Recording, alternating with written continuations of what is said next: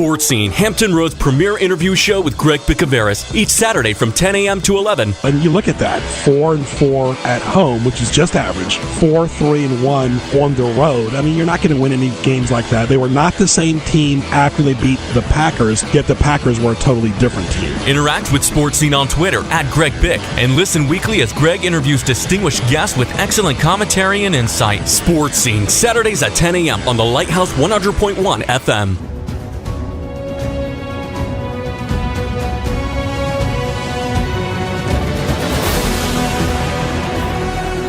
From Chesapeake, Virginia, the Lighthouse 100.1 presents Sports Scene. Sports Scene features local, regional, and nationally acclaimed guests and excellent interviews. Follow Sports Scene on Twitter @GregBic. Now here is Greg Bicouvaris. Sports Scene presented by Hampton Roads OnlineMall.com. Sports Scene midweek online Saturday on the radio on WPMH, AM 1010, 100.1 FM, and TuneIn.com by typing WPMH in the search bar. Tell your friends about Sports Scene. Twitter @GregBic, @GJB Radio, and you can see the rest of my Twitter handles on GJBTV.com. Thank you to our military. Guest lineup presented by Mi Casita Mexican Restaurant with 2 locations in Virginia Beach. Phone line presented by Outback Steakhouse in Kempsville, now delivering in Virginia Beach. For more, log on to GJBTV.com. Coming up, the NFL Draft, the NFL TV schedule this spring, all looking forward to it. Dr. Mary V. Bicouvaris Memorial Tennis Tournament. For more, go to GJBTV.com. Hit the tennis tournament icon for information about this year's winner. Great interviews, excellent guests, business segments, highlights, commentary. What teased me off? Thank you for listening to Sports Scene. We love our regulars, tourists who listen online and on the radio, and always, too, our locals. Stay tuned. Mark your calendar for May 30th to June 2nd as Saints Constantine and Helen Greek Orthodox Church in Newport News presents the Newport News Greek Festival. Eat, drink, and celebrate authentic Greek culture on the peninsula. Located at 60 Traverse Road off exit 258B on Route 17 in Newport News. For more, log on to newportnewsgreekfestival.org. See you May 30th to June 2nd at the Newport News Greek Festival. Opa!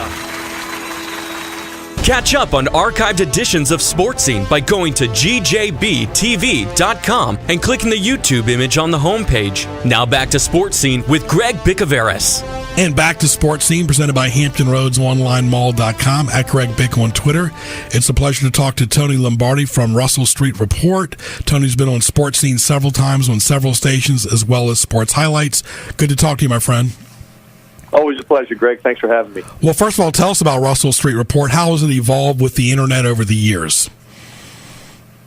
Well, we started out, Greg, being Ravens 24/7, and I really started as a hobby, never even gave much consideration to running it as a business. And this was before the word blog was ever part of, culture as it is today. But I just started as a hobby. Then all of a sudden it started getting some traction. It was basically an opinion-based website, and local radio stations started reaching out to me and asking me to interview with them on there, like I'm doing here today. And one thing led to the next. It started to grow. Then we started to get some sponsors, and then here I am. Can you believe it, Greg? On July 3rd, it's going to be 16 years I've been doing this. Yeah. I mean, I met you back right around that time as you came to Newport News to be on the TV show. And, of course, my connections to Maryland. My sister lives in Maryland, and also I went to George Mason, so very familiar with the area. Of course, I come up there to work Redskins and Ravens and other sporting events, so I love the area as well. Love the DMV. Does Towson and White Marsh and that whole area where the Ravens play, do they really consist of the DMV, or is that kind of pretty much Northern Virginia, suburban Maryland, like Potomac or Landover, and of course the District of Columbia? How does Baltimore fit in the DMV? Baltimore, in a lot of ways, is a quirky town. Very much a town that has a chip on its shoulder. It is a town that, actually, I have to admit it, although I've born and raised here, always lived in the area, has a sort of an inferiority complex. And I think as such, they don't really like to associate with things that are D.C. and, south of like Columbia, Maryland. They really don't associate with that. So it's interesting, though, how over time the angst towards the Washington Redskins, because when the Colts left, the Washington Redskins were sort of force-fed down our throats, and they wanted Baltimore to become an extension of the Washington fan base, and it just never happened.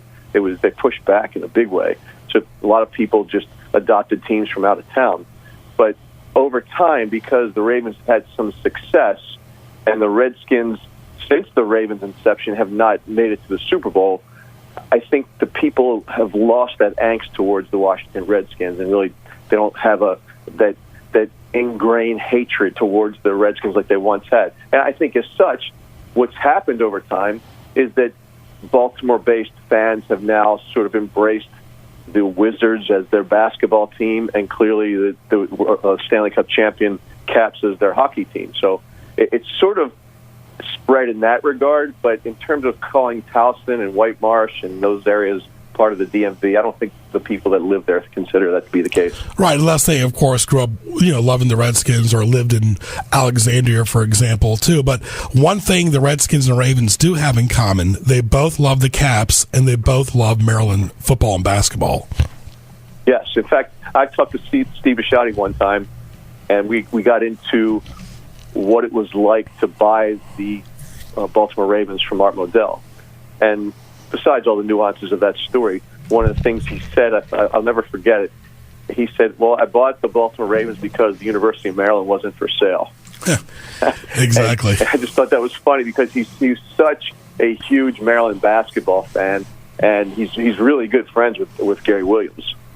Which leads me to say, of course, Lefty Driesell lives down here in this area, though, Virginia, and I saw his son recently. I went to the Maryland-Michigan game celebrating 100 years of basketball. I'm sorry, it just does not feel the same, even in 2019, when Maryland plays Michigan in basketball or Minnesota or Purdue. It's just the fans, of course, want Maryland to win. They're excited about Maryland, but there's no rivalry there. It just, nothing is evolved. The only thing relevant Maryland's getting out of it, in my opinion, is being on the Big Ten network, but their games are still on ESPN. Some of their games are still on CBS. If it's all about TV, they're still on several different networks. I can't buy it, and a lot of those people that made those decisions are not even part of Maryland anymore. They're not. They've made some bad decisions down at Maryland, and they really sold out to be part of the Big Ten. And I grew up on ACC basketball, and I think to a person in this area, if you ask people, college basketball fans in the Baltimore metropolitan area, if they like the move to the Big Ten, I would bet unanimously, they would say no. The ACC is what we grew up on. The ACC was Tobacco Road. We do all the teams. The ACC is not what it used to be either. So everything's changed, and I'm from the old school. I remember Lefty Driesell being the head coach of Maryland, and I remember when the NCAA tournament only had 12 teams, and Maryland was one of the best teams in the country, but they lost in triple overtime to NC State and David Thompson and couldn't make it into the tournament. So I remember those days. But the ACC is just that. You asked about the DMV. The ACC feels like home. The Big Ten feels like we're displaced fans. You're exactly right, too, because here's the thing. If Maryland would have been patient, their administrators, the ACC is going to have their own network this coming up summer. So we're only talking 5 years later, and now with Syracuse, of course, Boston College, Pittsburgh, Maryland could have easily fit in the ACC. Pittsburgh is not a far drive at all. Syracuse is an easy flight. Boston College is not far. They were, of course, played Maryland before when they were in the ACC. I just can't buy anything about the Big Ten. Maryland's rarely going to beat Michigan, Penn State, or Ohio State in football, or Wisconsin for that matter. And in basketball, the upper teams still are the dominant teams. I mean, they've evolved in basketball, but they haven't evolved in the NCAA tournament, and their coach has not evolved. Yeah, that's right. I mean, they've evolved from a recruiting perspective, Greg. They just have not evolved on the court and on the sideline. When a coach is out there trying to give his team some direction, they really, really lack direction. They get off to these sluggish starts all the time, and they play pretty good defense. So that's an indicative of a team that at least is playing hard for a coach. But they just seem to be a mess in terms of offense, and it's like they yo-yo the dribble down to like 10 seconds, and then somebody decides they're going to go one-on-one, and it just doesn't work. Absolutely. And, of course, the good thing about Maryland this year is they made the NCAA tournament. So, of course, that always feels better than the NIT. It does. It feels it's almost like playing for the varsity instead of the JV. I agree with that. But we'll see what's going to happen with Belmont, because Belmont looks like the exact kind of team that gives the Terps fits. A well-coached team with good guard play and a team that can get off to a fast start. That's exactly the opposite type of team that you would want the Terps to face heading into the first round of the tournament. Yeah, one more thing about Maryland. We'll move on. Of course, you're exactly right, because the Big Ten tournament, they laid a goose egg against Nebraska and looked horrible. So when you're one and done, anything can happen. Switching gears to Maryland football, what a disaster that was, losing a player during summer camp. And, of course, the spring and the summer was never the same for Maryland football. They did not get to a bowl game. They played good against Ohio State. That's what I remember the most, but they still got the loss. And it was tough when you have coaching changes right in the middle of the season. You have coaching changes. You've got all that drama that you just described, Greg. And earlier you described a football team that is playing against these behemoth teams like Ohio State and Michigan. And what are they supposed to do against it? Even teams like Iowa. They're just better teams. They've got deeper and richer traditions than Maryland when it comes to football. And if you had a kid that was being recruited by a number of schools in the Big Ten, would you pick Maryland? There's more. I wouldn't. You're right. There's more cons than pros. From the only good thing I can say is the Big Ten Network. But guess what? The ACC Network's going to be run by ESPN, and Maryland would have waited. They would have been in the ACC Network. I used to cry when Maryland used to lose in basketball. In the 70s when Steve Shepard and Brad Davis played. So, it's still very difficult. I wish them all the best, but it's still not the same feeling as it was in Coalfield House. I do love the new arena they're in. It's not exactly new anymore, but it's just not the same feeling. All right, moving on. It just feels like both of these big programs they're on a treadmill. They're not gaining any traction and getting anywhere. They're just there. Right, and they're running that treadmill. They're not gaining any ground. They're just going in the same motion over and over again. Before we talk about the Ravens and the NFL and the draft coming up and the TV schedule, you mentioned the whole Baltimore-Washington thing. One guy that played for both was Joe Washington, played for the Colts, and he played for the Redskins. And more recently, RG3, who the Ravens fans really didn't like several years ago, but now is he still going to be the backup in the future? I think they want to have him back, and it makes sense because he and Lamar Jackson have a really good rapport, and it also makes sense because the type of offense that they'll fully install for Lamar Jackson, RG3 has the skill sets to be able to run that kind of offense as well. So I think they do want him back. Maybe RG3, seeing that Lamar is the guy, maybe he wants to go to a team that he might have a chance to become a starter, because I know that he wants to be a starter in the league again. And when you look at RG3, the guy that played for the Redskins, he was obviously on the field a lot more, made some big splash plays, and had a really great rookie season. But that guy was an immature player. He was all about himself and kind of a selfish player. The guy that's in the Ravens locker room right now is a completely different guy. And, whether it's with the Ravens or with some other team, I really hope that he does get another shot, because, it's nice to see the comeback story. And it's nice to see a guy who has matured and become a really good leader and a good man in that locker room. You want to root for guys like that. So I'm rooting for RG3. I may not have done that 5 years ago, but I'm rooting for him now because he's a good guy, and I think he deserves a chance. And I think if he gets a chance, he might show the league something that maybe he's not going away. Yeah, he needs to get away with that Michael Jackson white armband on his arm. That's kind of childish, in my opinion. He wore that in Washington all the time. He stood out, and ironically, Tony, he got hurt against the Ravens. Right. Haloti Ngata, who just retired. I don't know if you saw that picture of him on top of Mount Kilimanjaro as he announced his retirement from the NFL. I thought that was classic Haloti Ngata. Yes. But Haloti, that guy, I tell you what, for as big as he was so athletic. He could stand still and dunk a basketball, and just, he could do like push-ups with or handstands with one arm and just crazy athletic things. And when you see him run down a guy as fast as RG3 and really just destroy his knee. Not that he was intending to do that, but that was the outcome of the play. That's just what happens when such massive force can move that quickly. bad things can happen to other people, and it did in the case of RG3. Talking to Tony Lombardi from Russell Street Report, at Greg Bick on Twitter. We'll get all of Tony's handles during the next break, of course, presented by the Norfolk Greek Festival coming up in May. Google Norfolk Greek Festival. Final few moments of the first segment with Tony Lombardi. And, yeah, absolutely. You talk about all this stuff on the draft coming up and all these pro days. Is it too much pressure? Because a lot of times these kids get to camp, they don't make the team. You got all these new minor league football teams coming up like the AAF and the XFL. You got to wonder if they're going to be around 3 to 5 years from now. Yeah, there's a lot of options for these kids, and there is a lot of pressure, and I think it contributes to. You've heard the term the rookie wall. When these players, these rookies get to about the 11th, 12th game of the season, when you factor in they just finished their college season, they're going into and they're getting ready for the combines. They go from the combines to the pro workout days, at the colleges.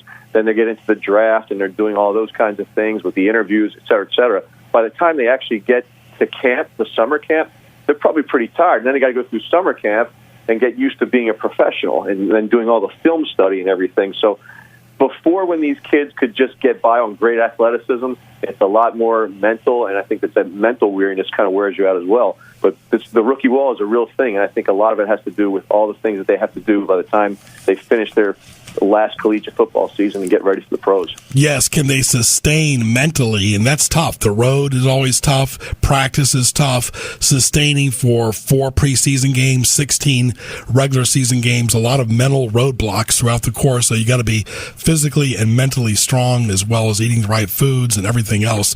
We'll talk more about the Ravens and the NFL coming back with Tony Lombardi after this. This is Sports Scene live on Saturdays from 10 to 11 on 1010 AM, 100.1 FM, tunein.com. Type in WPMH in the search bar. Stay tuned. Sports Scene, Hampton Road's premier interview show with Greg Bicouvaris, each Saturday from 10 a.m. to 11. And you look at that, 4-4 at home, which is just average, 4-3-1 on the road. I mean, you're not going to win any games like that. They were not the same team after they beat the Packers, yet the Packers were a totally different team. Interact with Sports Scene on Twitter at Greg Bick, and listen weekly as Greg interviews distinguished guests with excellent commentary and insight. Sports Scene, Saturdays at 10 a.m. on the Lighthouse 100.1 FM. Interact with Sports Scene on Twitter at Greg Bick. Email bicogb@hotmail.com. Now back to Greg Bicouvaris in the Hampton Roads OnlineMall.com studios. Want to thank our good friends at CP Shuckers, locals tradition on Shore Drive, Pacific Avenue. Delicious food, great appetizers, steak bites, sandwiches, burgers, all the games on TV. Go by and see Matt, Mark, and the great crew. For more, go to their website, like them on Facebook. The locals and tourists love CP Shuckers for good food and good times 7 days a week. Back with Tony Lombardi. Go ahead and, Tony, give us all your Twitter handles and how people can get a hold of you. You can get a hold of us at russellstreetreport.com, and you can also get a hold of us or get a hold of me at RSR for Russell Street Report, at RSR Lombardi. It seems like Twitter is the medium for broadcasters and also for people. I mean, Facebook is pretty much like, hey, look at me. You're kind of bragging. Instagram is more for the younger generation, but Twitter seems like it's the medium that, everybody can really be proactive on. It is, and I use it as like a news feed, Greg. I mean, I'll go through it, and I'll just see if there are any breaking stories, anything that should be of interest, and we all can do that by following certain people who deliver the kinds of news that we're looking for. So I think it's great to stay on top of things. I tell you what it's really done, social media, and I know that you're aware of this, but for the benefit of the listening audience, it's really made breaking news stories almost inconsequential.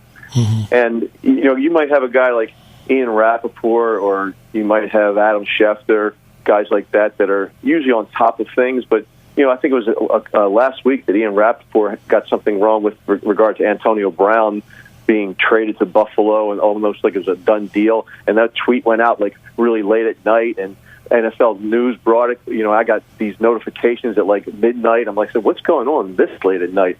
And it was, so people are always in a race to break the news when it really doesn't matter to me as somebody that consumes that news. What matters to me is to get it right and to be thoughtful about it. What is it? What does the news mean? And that, to me, is what we try to do at Russell Street Report. Take the news, not break it, and then try to distill it in a way that fans want to see it done. I love Twitter, but I also love YouTube. If I miss a press conference, I can just type in the names like a Google search bar and the YouTube search bar and find a Jim Boeheim press conference or find something. YouTube is also unbelievable. It really is. It's crazy. I mean, I'm a big music fan, and I'll go back and look at some of these things. The VH1 used to have this thing called Behind the Music. I used to love those shows because it taught you a little bit about the band, how they got together and why they broke up and their story and whatnot. But you can find all those kinds of things on YouTube. And even old clips of John Unitas and Burt Jones that I was looking for last football season, I was able to find them. It was pretty cool. Yeah, or Norm Snead from this area who played for the Giants up until 76. I mean, it's just unbelievable. The quarterbacks you mentioned, the generations they played in. But talking to Tony Lombardi, how things have changed. I don't want to say good, bad, or ugly, but our president constantly uses Twitter. Yeah, that's something that somebody should have probably taken away from him, but apparently they can't, or otherwise they would have, right? Yeah, you talk about tweeting in the middle of the night. He does. I mean, he does. So, yeah. I mean, you love him or hate him, he does what he does. So, talking to Tony Lombardi. All right, this is one player who played for the Ravens their entire career was Ray Lewis. Ed Reed did not. He finished off somewhere else. I would have never expected Suggs to move on, but I guess they thought he didn't have much mileage left. He's going back to his roots of Arizona, but still, that's kind of what Heap did as well. And it wasn't quite the same because Heap was a beloved, receiver for the Ravens, tight end. And now Suggs, he's evolved from Billick to the Super Bowl team, so it's just kind of sad to see him not finish his career in purple and white. Yeah, I think that's the downside of the business, really, that these kinds of things happen. I mean, it even happened to Joe Montana and Ronnie Lott and Jerry Rice. So think about those kinds of names, those Hall of Fame names. And, I think for the most part, Ravens fans wanted Suggs to stay around. And, we always thought that if he was going to leave, it was going to be similar to Ed Reed, where somebody else gave him some money that the Ravens weren't willing to give him, and it would probably be at a place where it was close to home. I don't think it shocked anybody when we knew that Suggs was leaving, that it was going to be Arizona, because, he does, from what I understand, want to play at home near his mom and wants his mom to be able to come out to games. So there's value in that. And maybe Suggs looked at the Ravens and said, if this was a team that I thought could win the Super Bowl in 2019, maybe I'd stick around. But the Ravens aren't quite that team yet. They might be in 2020 or 2021, but they're not that team yet. So maybe that's why he moved on. But then again, it wouldn't explain why he picked the Arizona Cardinals, other than the fact that he's close to home. You mentioned Joe Namath, but Johnny Unitas, he ended his career with the Chargers. Right. So, right. And that was the times were different then. He was traded. There was a cleaning of the house by Joe Thomas back then, who was the Colts general manager.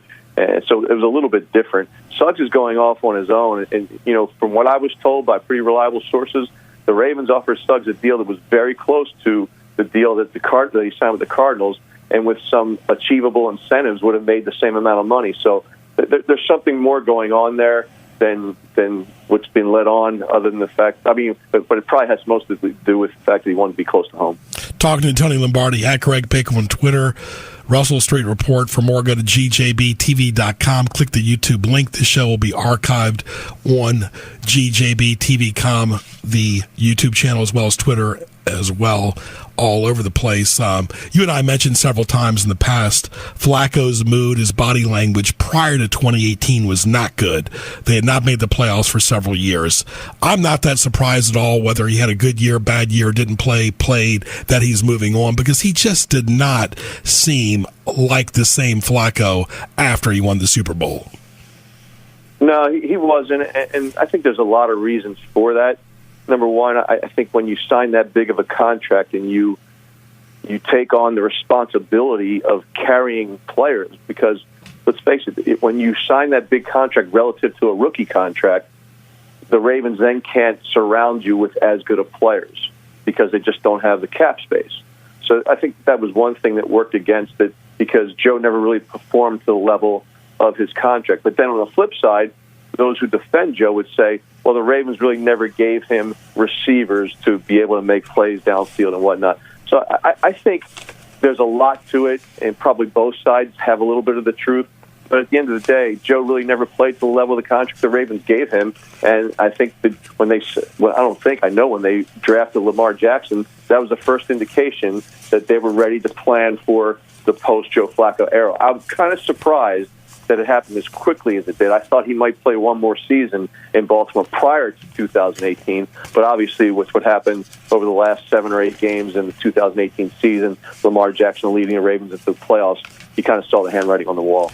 I thought it was pretty much your former general manager, Ozzie Newsome, trying to put his last footprint on the organization before he left. It was like a personal agenda from Ozzie, who never, in my opinion, yes, he was a great player for the Browns, great executive, won 2 Super Bowls.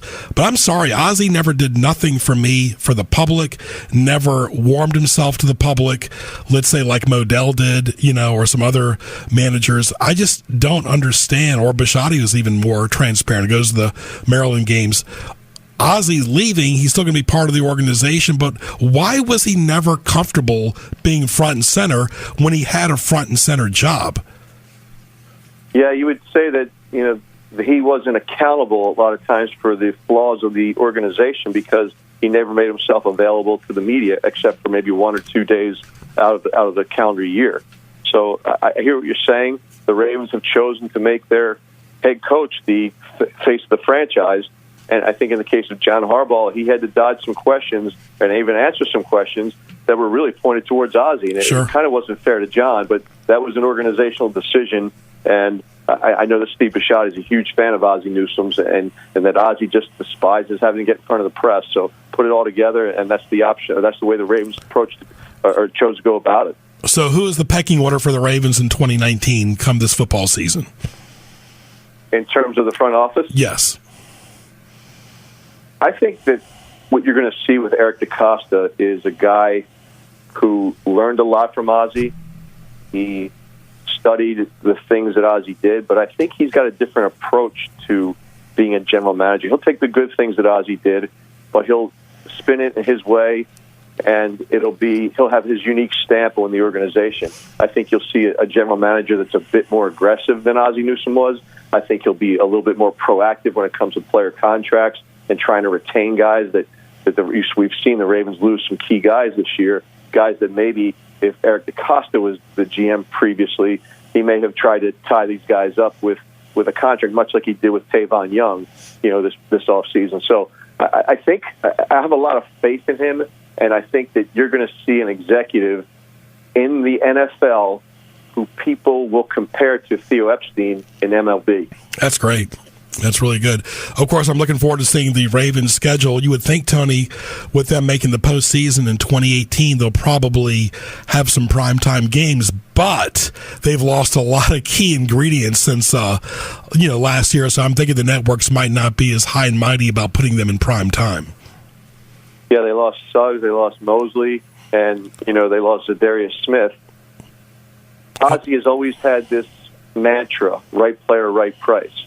And I think that had they tried to sign these guys in 2017, maybe they would have had the right player at the right price. But when these guys, particularly Zadarius Smith, getting $16 million per year, yeah, he's a nice player, but he had 8.5 sacks last season, and there was a stretch of 6 games where he had none. So he can kind of come and go. He had 3 sacks against the Tennessee Titans, and then 5.5 in the other 15 games. So nice player, that kind of number. I don't think that's you can say right player, right price. And even with C.J. Mosley, they really wanted to keep C.J. They offered him a really handsome contract. It was about $3 million short of what the Jets gave him on an annual basis. So when you put that together and then you look at the position that C.J. plays, is that the kind of position you want to invest that much of your cap into? Because typically in this modern era, you want to pay the guys that touch the football or touch the quarterback. And CJ doesn't do either one of those things. Yeah, but they lost key players. How about Brown, the receiver? They lost him as well. Will that affect the TV schedule this fall? It could. But, it is a playoff team. They're going to be playing good teams. So I would think that they're going to get some primetime games. I know it's been a long time since the Ravens have hosted a Monday night game. Yes. So maybe they get one of those because John Harbaugh, he was moaning and groaning about that last year. How long is it going to take for the NFL to give us a Monday night game. Personally, as a fan, I don't like the night games because it takes forever to get home at night, and then I got to cover the team the next day. No, I personally like 1 o'clock games. Even the 4:25 games are too late. But you remember when Billick was coaching, they wanted the 1 o'clock games. They said no a lot of times to prime time. They didn't want to be. You always talk to me about the relevance nationally, about the Ravens, but a lot of times, back in that era, they did not want a whole lot of prime time. Well. Yeah, times change, and I think Steve Bisciotti would like to see his team in prime time a little bit more. But that's it. And I think that they're going to bring an exciting brand of football. The NFL has all gone towards how do you pass the ball better and how do you defend the pass better. I think the Ravens are going to be that that orange in a world of apples where they're going to say, we're going to try to do it the old school way, just run it down your throats. I think that's why they picked up Mark Ingram last week. So I think you're going to see the Ravens beef up their offensive line a little bit more and just say to the other teams, we're going to pound and ground it, and we'll see what you can do with it. Last question. The Browns are definitely improved. The Steelers lost several key players, and of course the Ravens and the Bengals. They can only get better, but they're probably going to be the weakest of the four. Your thoughts coming up on the season? Yeah, I think on paper the Browns look really strong. They've had a long time to build that team with so many number one picks and a lot of draft picks, a lot of cap space. So they've done a great job. John Dorsey's done a great job putting that roster together. We'll see what they do on the field. OBJ is already talking about that he's gone dark right now in terms of social media because he doesn't want to be. He just wants to get alone with his thoughts because he's had a lot change in his life. There's some talk about now he's going to want to be the highest paid receiver before he puts his foot on a football field for the Cleveland Browns. So there could be a lot of drama in that locker room with big personalities like OBJ and Baker Mayfield. So we'll see what happens. But on paper, they look pretty good. The Ravens, I think, shape up to be probably the second best team on paper in the division, and then followed by the Steelers and Bengals, as you said. But the Steelers, they've got a lot of issues on that team with all these reports coming out that Le'Veon Bell had issues with Ben Roethlisberger, clearly not as big as the issues that AB had with him. But, Ben Roethlisberger is a diva, and, he's got his own set of rules. And Didi Kigababwe, she was saying one time, because she covers that team pretty closely for NFL Network, she was saying one time that given the career of Ben Roethlisberger, and most people would agree, and I would too, that he's a Hall of Fame player, he's only once been voted by his teammates as the MVP. That should say something to you as well.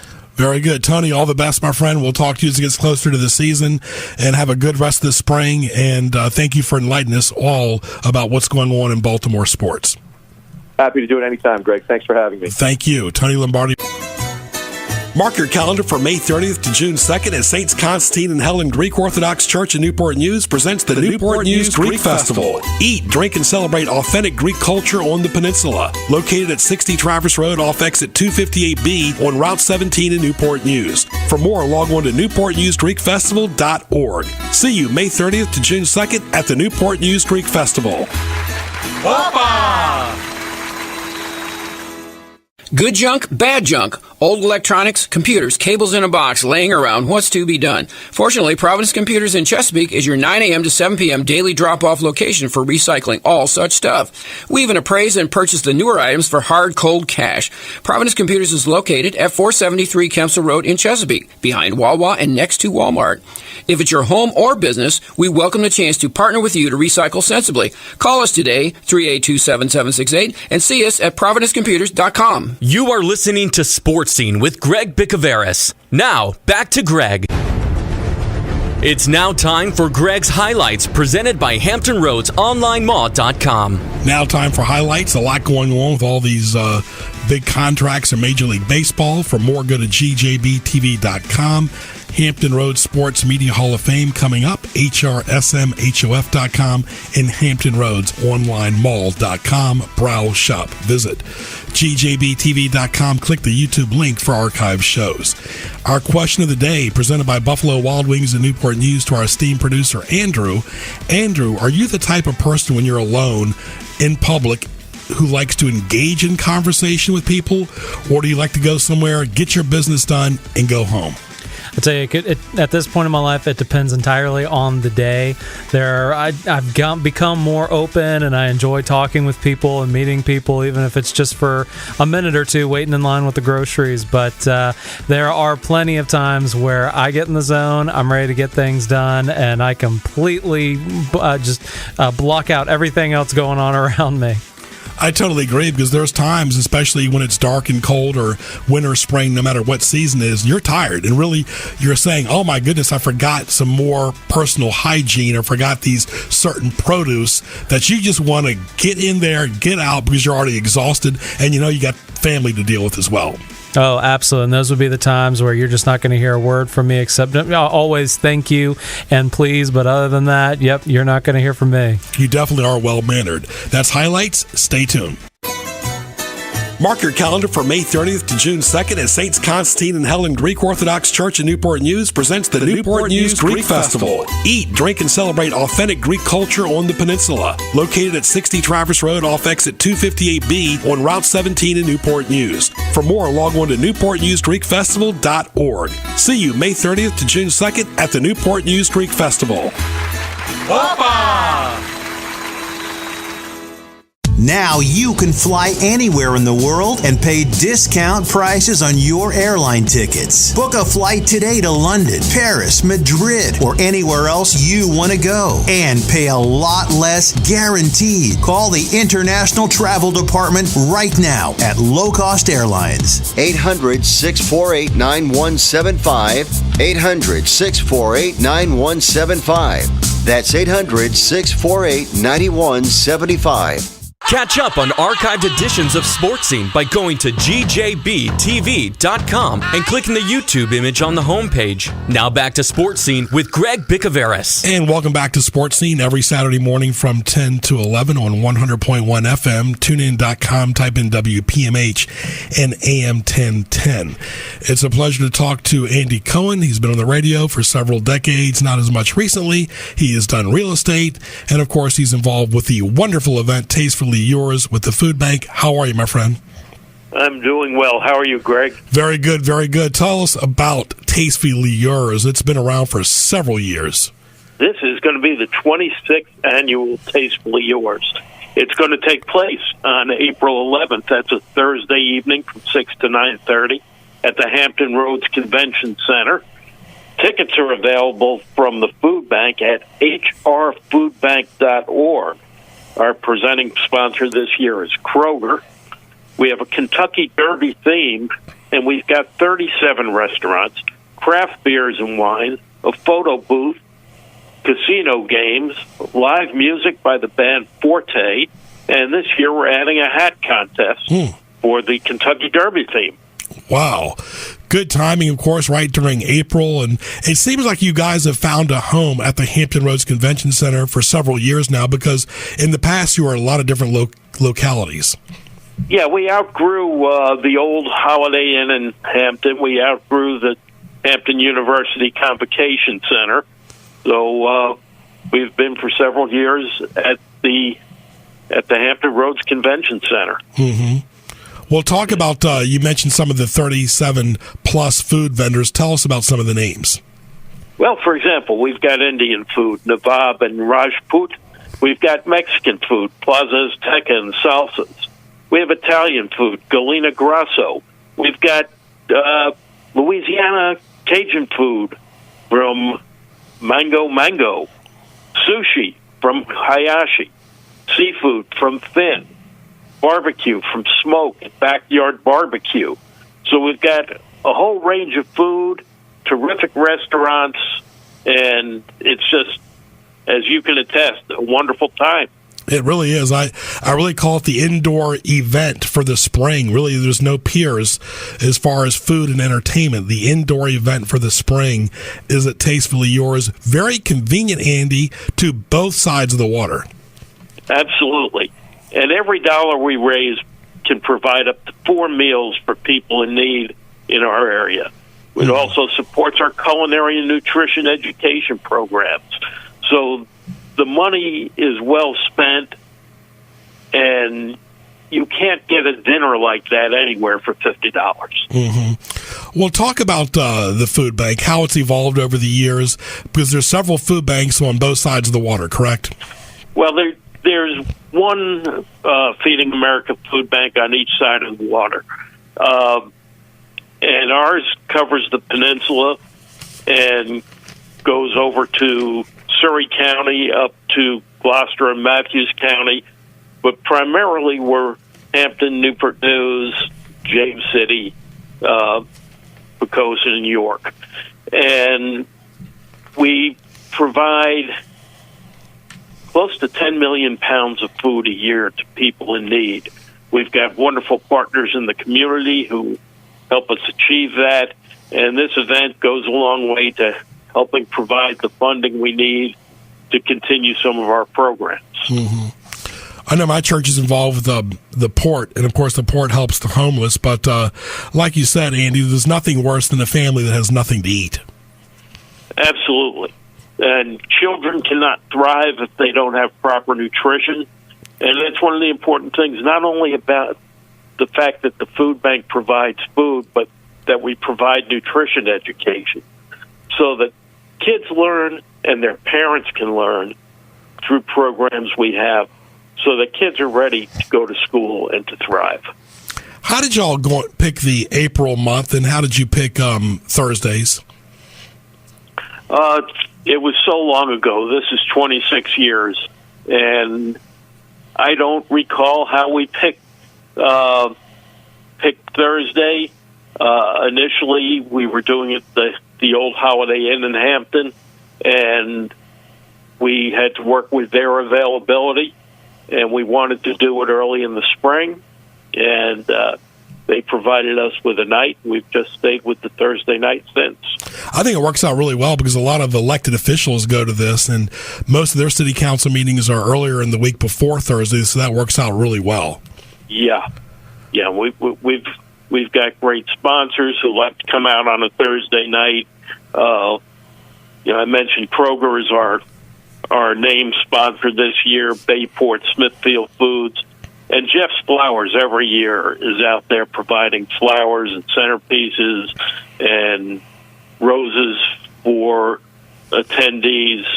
So we get a lot of support from great people in the community. Talk about some of the staff members you work with as we're talking to Andy Cohen, former radio host as well, very involved with the food bank. This is Sports Scene. Talk about some of the staff and the key players in your team. Well, we've got a lot of key players. Our director of development now is Donna Ty. She's been with the food bank for many, many years, well known in the community. And she's ably assisted by Tracy Hansborough, who is the volunteer coordinator at the food bank. Our CEO, Karen Joyner, of course, gives direction but stands back because she knows that this event has taken on a life of its own. And they're just great people at the food bank. Mm-hmm. That's one of the reasons for the success over the years, is some terrific people.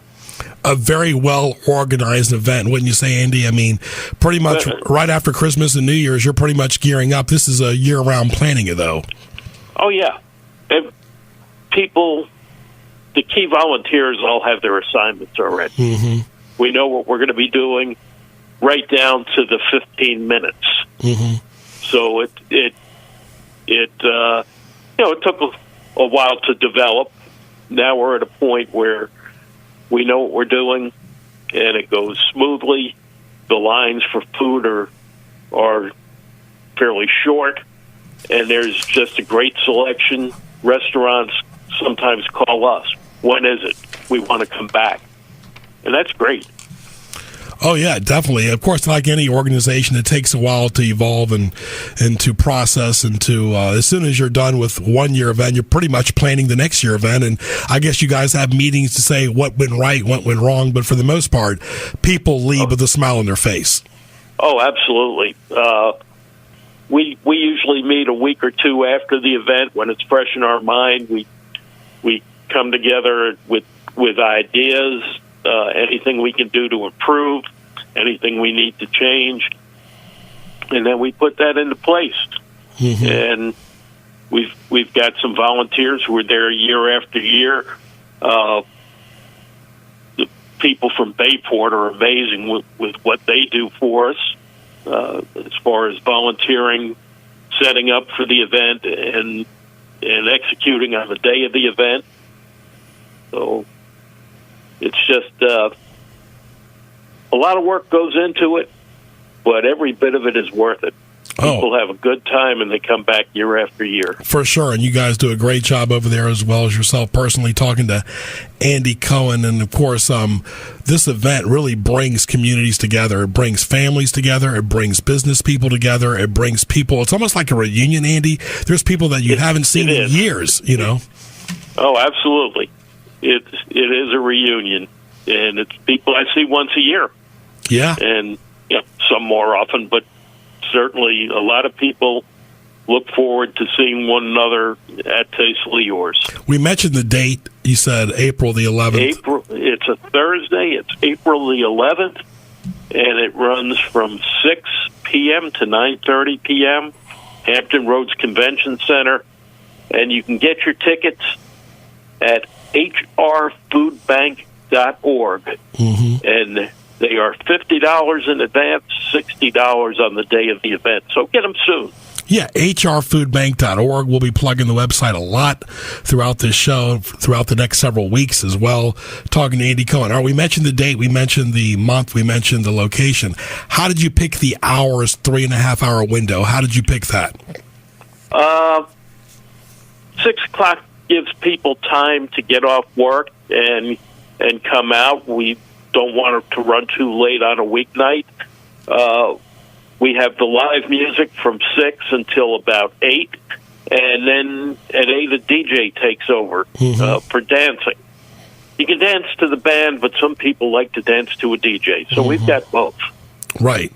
And, of course, tell us about the VIP section as well. Well, the VIP section is for primarily the sponsors, and each sponsor gets a certain number of VIP tickets, and that section is kind of a separate tent, but right in the middle of things. Right. Well, you talk about it, too, as well. I mean, there's really a lot of mixing and mingling. I mean, we mentioned the reunion, but it's really a lot of fun just mixing and mingling, too. Oh, absolutely. And the VIPs, various businesses in the community get together in there, and I'm sure some business deals get done as well. Right. Talk about what you did way back in the day on FM 99. Way back in the day on FM 99, I was better known as Howard Blue Cell. I was the sports reporter for FM 99 with Rieger and the Bull, and later Jimmy and the Bull. Right. In my opinion, Andy, I've never seen a personality quite like the late Bull. I mean, if you didn't know him, he was such a gracious personality. His own demons were pretty much in his own head, but what a great person he was. Oh, absolutely. Henry Del Toro was Henry Del Toro, a wonderful human being. The Bull, at times, a little grating. But that was part of his shtick. He was what he was giving. He gave so much back to the community, and of course he's missed. Oh yes, I remember a story real quick with him. 3 years after I finished college, I was working at a news talk station, and I went up to him and said, "I've always enjoyed, listening to you. You made me laugh." Before I even get the words out, he would say, "I enjoy listening to you as well." That's just the type of person he was. He was not bigger than himself.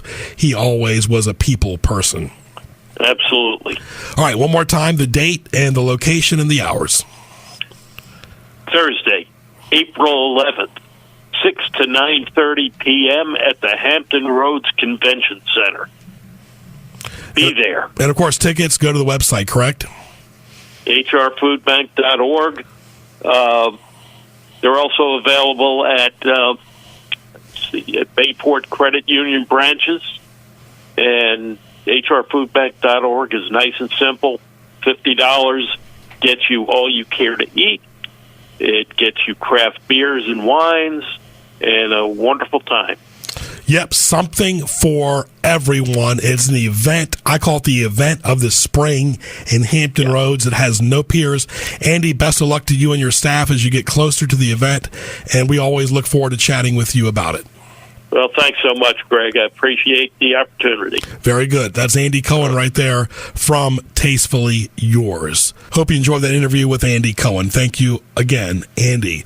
Buffalo Wild Wings, great place for lunch, dinner, appetizers, the place for March Madness and Major League Baseball coming up. Great salads, boneless traditional wings, great burgers, excellent rollout menu, wraps, tenders, mac as well, desserts, kids menu, all the games on TV, wings, beer, sports, right next to Patrick Henry Mall in Newport News. Give them a call at 249-3999. Go by and see Paul and his wonderful staff, great staff at Buffalo Wild Wings in Newport News, your place for sports and delicious food. Stay tuned. Sports and Imports, located at 1322 Transylvania Avenue in Chesapeake. Sports and Imports specializes in all European models without the European price. ASE certified and Bosch certified. Don't waste time and money guessing what the problem is. Sports and Imports can pinpoint the problem and fix it the first time. Make an appointment today. Financing is available. Visit sportsandimports.net or call 545-9394. Catch up on archived editions of Sports Scene by going to gjbtv.com and clicking the YouTube image on the homepage. Now back to Sports Scene with Greg Bicouvaris.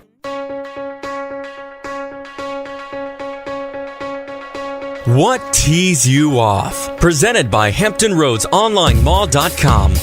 All right, and what teased me off, I want to thank our good friends at Outback Steakhouse in Kempsville, Mike and the staff. Spacious, nice dining area, bar, lunch and dinner daily, open 7 days a week. Great burgers, steaks, soups, salads, seafood, pasta, chicken, all the great entrees, great desserts, beverages, dine-in or carry-out. Of course, download their app, like them on Facebook, visit them at 1255 Fordham Drive in Virginia Beach for a great meal, and give them a call at 523-4832. Great place for Easter, great place for Mother's Day, great place every day is Outback Steakhouse in Kempsville in Virginia Beach. Go see the difference. All right, what teased me off, always a lot of fun, Andrew, mud puddles. I don't like mud puddles at all. Driving through them, we mentioned a few weeks ago about driving in bad weather, but mud puddles, kind of surprise you. They're never planned. Oh, as someone who spent many hours playing in mud puddles as a child, I am definitely not a fan as an adult. Now I have my own children who go out, and even if they're just out for 30 seconds, if there's any mud anywhere, it's completely over all their clothes and no fun at all. Also, I don't like when you're walking outside, you have to go back to your car. No matter what you're walking on, what type of surface, your car's floor always gets the brunt of it. Oh, man, if you're not vacuuming out the floors of your car every couple of weeks, they are disgusting. Absolutely. You don't want to see potholes in your floor either. What else teased me off? Recently, I went to Columbus, Ohio to see my dad's side of the family. Driving there from Maryland was not too bad. Seeing family in Maryland kind of broke up the drive, but driving back my GPS through West Virginia, I wouldn't wish my worst enemy to drive through West Virginia. Basically, the GPS is out of whack. I asked her, get me back to Virginia. She said, which Virginia? Which Virginia? No internet signals, nothing but mountains, and West Virginia's already got a complex because, really, it was part of Virginia years ago. Well, no matter where you are, you don't want your GPS asking you questions. You want your GPS to have all the answers as soon as you plug in that address. That's a scary situation, especially when you're somewhere you're not familiar with. That should tell you a lot about West Virginia. How about this, Andrew? We've all been out in public waiting in the grocery store line or, out with family eating dinner, and you hear somebody from afar burping out loud.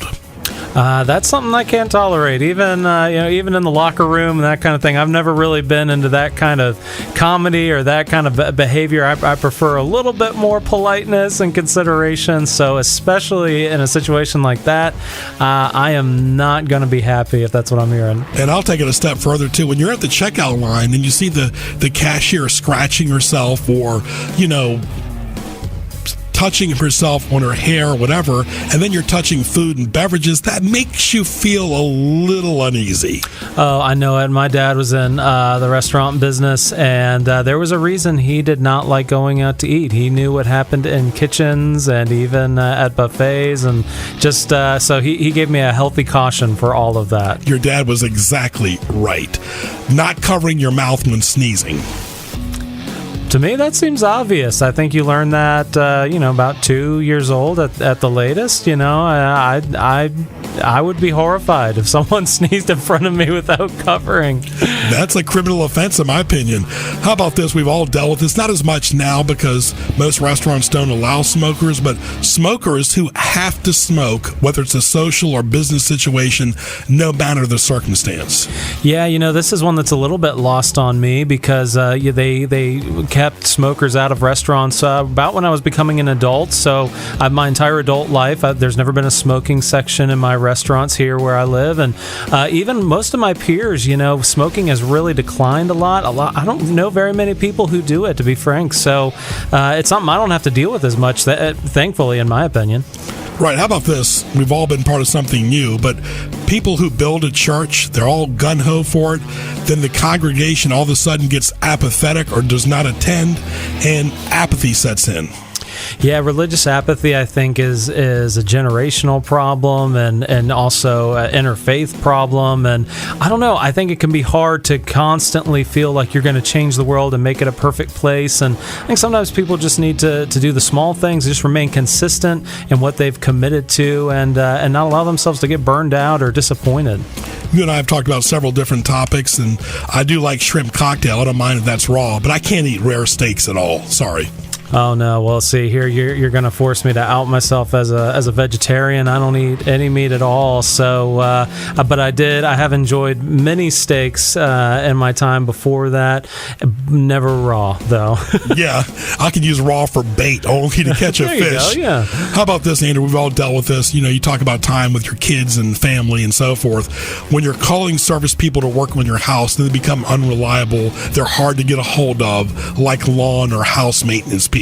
Oh, this is incredibly timely. I've got just literally today, before I left here, finished with my contractor on my house. I won't mention the name. They did very good work, but in terms of being reliable, it was a struggle. I had to call them on it a few times, but I'll tell you, once I did, and I said, hey, I'm going to hire someone else, they really turned it around. They've been calling me, texting me, making sure I'm happy. So it makes a difference. If you can't deliver, at least call the person and say, hey, things come up. So contractors out there, just call your client and let them know things change, problems come up. Just communicate. Yeah, we can't guess and guess or play Nostradamus. Just like when we do the show, we know exactly when we're going to do it, and there's no drama. Just communicate. Like my old boss Gary Voss said a long time ago, we're in the communication business, but nobody communicates anymore. Last thing, we're in the Lent season now, but are there times that when you go to church that you leave in a worse mood because of somebody at church upsets you? People don't realize that church is a very sensitive place. A lot of times your emotional tank is empty by the time you get there on Sunday, and the last thing you want to do is get into an argument with somebody at church. Yeah, I really try not to allow that to interfere with what we feel like is a spiritual practice of attending church. And I would say that we go to a church where the people are wonderful. The things that might upset me are more organizational and things like that. I've got to say the people are really great, and I think that's true for a lot of churches. We get upset about a lot of the peripheral and maybe not things that are quite as important. As long as you're with good people, I think a lot can be sort of overlooked and forgiven. And that's what teased me off. At Hartman Dentistry, not only do you experience exceptional customer service with compassionate dental care, but with our in-house lab, we're able to offer same-day dentures. Options are available for all budgets. Plus, we work with 2 credit companies that will finance treatment for patients without insurance or limited coverage. Call Hartman Dentistry today to learn more about how we can fix your smile faster. Call 757-873-3407. That's 873-3407. And want to thank our guest, Tony Lombardi, Andy Cohen. For more, go to gjbtv.com. Hit the YouTube link for archived audio and video as well. At Greg Bick on Twitter, at GJB Radio on Twitter. Hope everybody enjoyed March Madness as well. And of course, baseball in April. Looking forward to all of that action as well for the Tides and Major League Baseball. For Andrew, I'm Greg Bicouvaris. Thanks for listening to Sports Scene every Saturday from 10 to 11 on WPMH, and we'll talk to you soon.